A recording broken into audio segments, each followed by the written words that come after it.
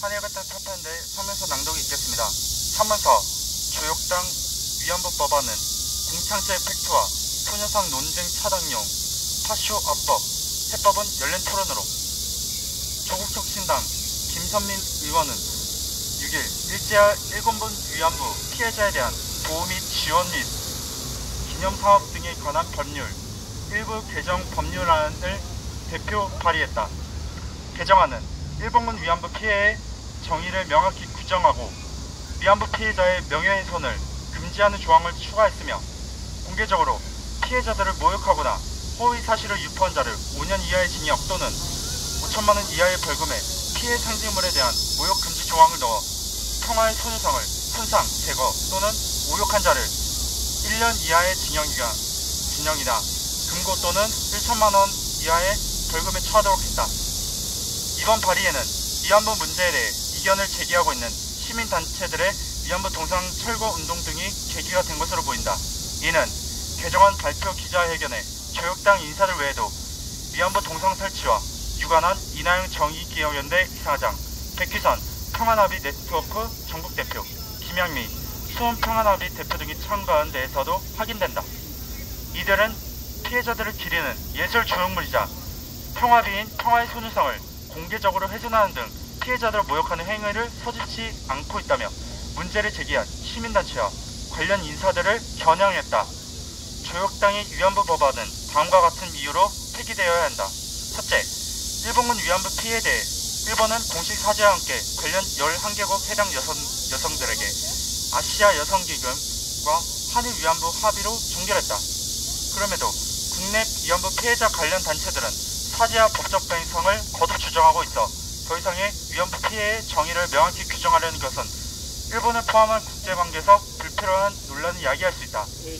둘째, 위안부 피해자의 명예훼손에 대한 사실을 적시한 경우조차 명예훼손에 저촉되는 현실에 비추어볼 때 명예는 이연령 비연령식으로 해석될 여지가 있어 사회적 논란이 적지 않다. 따라서 공인에게는 명예의 혐의에서 사회적 법익이 우선할 경우 허위 사실인지 사실 적시인지 여부를 촘촘히 따져봐야 한다.